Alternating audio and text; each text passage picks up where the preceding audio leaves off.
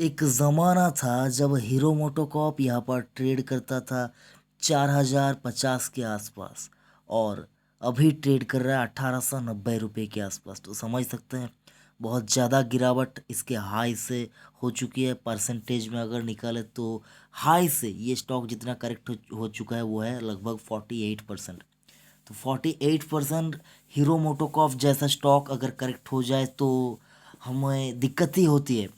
लेकिन यहाँ पर आपको चिंता करने वाली कोई बात नहीं है, क्योंकि ये जो पूरा सेक्टर है, पूरा सेक्टर ही अभी डाउन ग्रेड में चल रहा है, और या फिर कह सकते हैं मंदी में चल रहा है। तो अभी यहाँ पर आपको डरने वाली कोई बात नहीं है। अगर ऐसा होता कि पूरा सेक्टर अच्छा परफॉर्म कर रहा है लेकिन ये अकेला एक स्टॉक अगर आपको अच्छा रिटर्न कमा कर नहीं देता तो देखने वाली बात थी। लेकिन अगर आपने यहाँ पर खरीदारी करके रखी है तो मैं आपको बता दूं, आपने टू व्हीलर सेक्टर में सबसे बेस्ट नंबर वन कंपनी में इंडिया में जो बाइक बनाने वाली कंपनी है उसमें इन्वेस्ट करके रखा है। तो घबराइए मत, पैनिक मत कीजिए। अभी आपको समझदारी से काम लेने का वक्त है।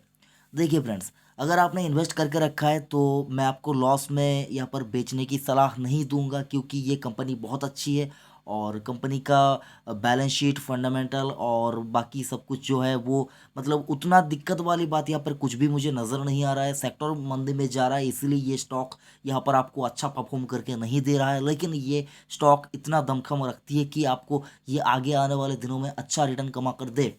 अगर आपने यहाँ पर पहले माल उठा के रखा है और आपके पास पैसा है तो थोड़ा थोड़ा करके उसको एवरेजिंग करने की कोशिश कीजिए, लेकिन अपने वित्त सलाहकार की राय लेकर अपना फंडामेंटल एनालाइज करने के बाद और पूरा रिस्क समझने के बाद ही। लेकिन मैं अब आपको कह दे रहा हूँ आप मतलब मार्केट खुलते ही माल उठा लेंगे, ऐसा नहीं है फ्रेंड्स। स्टॉक मार्केट में जल्दबाजी मत कीजिए। आपको पूरी जिंदगी भर यहाँ पर मौका मिलेगा स्टॉक खरीदने के लिए, बेचने के लिए। जल्दबाजी मत कीजिए, अपने इमोशंस के ऊपर कंट्रोल कीजिए, यहाँ पर आप पैसा ज़रूर बना पाएंगे। लेकिन अगर आप जल्दबाजी करेंगे, इमोशंस के ऊपर कंट्रोल नहीं कर पाएंगे और मतलब जल्दी जल्दी में ज़्यादा स्टॉक खरीद लेंगे और अच्छे स्टॉक को बेच देंगे, ऐसा नहीं करना है।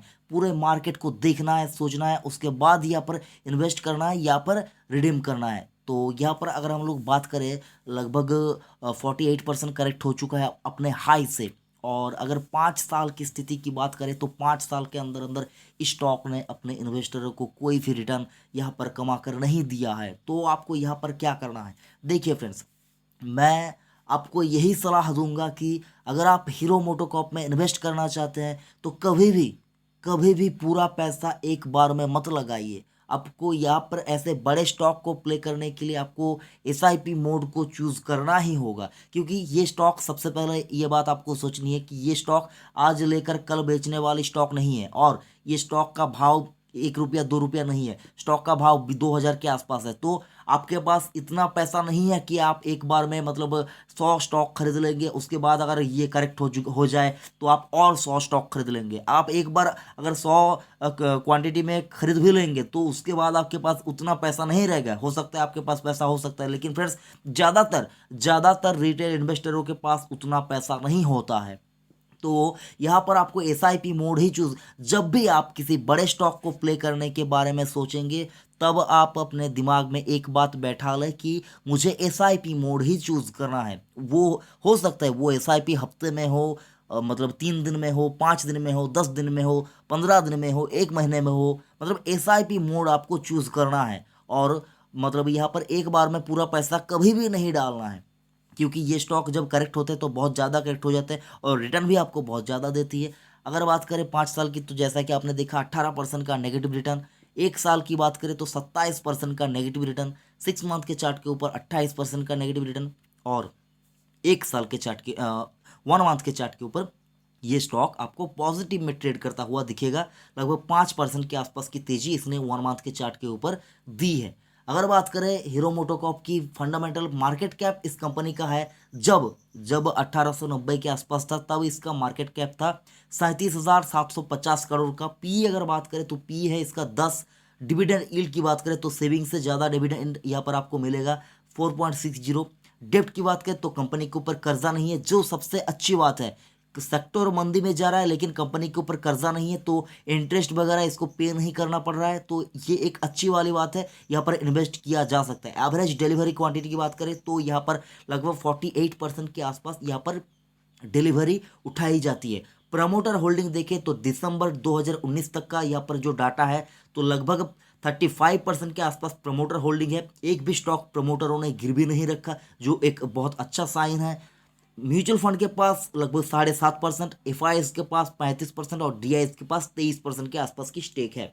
और ये जो गिरावट हुई, ये एफआईएस ने माल बेचा लेकिन वो डाटा अभी तक यहाँ पर शो नहीं कर रहा है, इसीलिए यहाँ पर मैं आपको नहीं दिखा पा रहा हूँ। तो एफआईएस की यहाँ पर जो क्वांटिटी है वो थोड़ा कम होगा ही होगा, इसीलिए ये स्टॉक इतना ज़्यादा करेक्ट हुआ।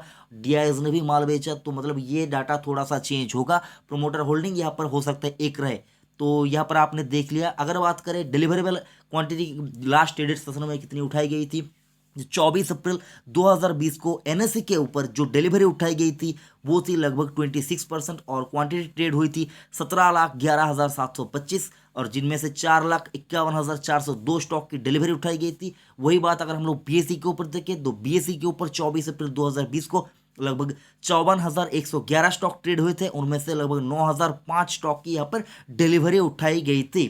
अगर आप यहाँ पर शॉर्ट टर्म के लिए प्ले करना चाहते हैं तो डेट याद रख लीजिए, 24 अप्रैल 2020 को ये स्टॉक जिस स्थिति में था वो आप एक बार देख लीजिए। अगर आप देखें तो यहाँ पर चार्ट के ऊपर हमें साफ साफ नजर आ रहा है कि 20 डीएमआई के ऊपर अगर हम लोग बुलिंजर बैंड के ऊपर स्टॉक को देखें तो हमें देखने को मिलेगा ये स्टॉक अपने मिडिल बैंड से यहाँ पर ऊपर ट्रेड करता हुआ नजर आ रहा है। और यहाँ पर एमएसीडी का जो लेवल है, एमएसीडी भी यहाँ पर न्यूट्रल ही दिखा रहा है। आरएसआई की स्थिति देखें तो जो यहाँ पर 14 दिन के ईएमए के ऊपर अगर हम लोग देखें तो वो न्यूट्रल दिखेगा, तो मतलब टेक्निकल इंडेक्सेस जो सारा कुछ है वो इस स्टॉक के लिए अभी न्यूट्रल में जाता हुआ दिखाई रहा है। तो यहाँ पर आपको चिंता करने वाली कोई बात नहीं है, स्टॉक मतलब धड़ाम से नहीं गिर जाएगा और यहाँ पर बहुत ज़्यादा तेजी भी नहीं होगी। तो यहाँ पर अगर आपको इन्वेस्ट करना ही है तो आपको क्या करना है, एसआईपी मोड में इन्वेस्टमेंट करना है। कंपनी अच्छी है लेकिन फ्रेंड्स कौन से स्टॉक कब गिर जाए ये तो कोई नहीं कह सकता। अगर आप देखें नैम इंडिया, वो स्टॉक तो बहुत अच्छी तरह से चल रहा था, हाल फिलहाल में कोरोना के वजह से यहाँ पर गिरावट आई थी, तब भी वो स्टॉक बाउंस बैक करने की कोशिश कर रहा था, लेकिन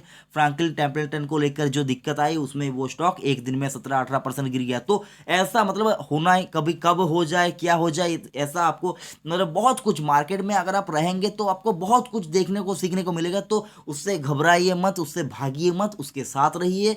हो सकता है आपका समय थोड़ा ज़्यादा लग जाए लेकिन अगर आप बने रहेंगे तो पैसा बनेगा, अगर आप निकल जाएंगे तो पैसा आप कभी भी नहीं बना पाएंगे। तो यहाँ पर आप बने रहे।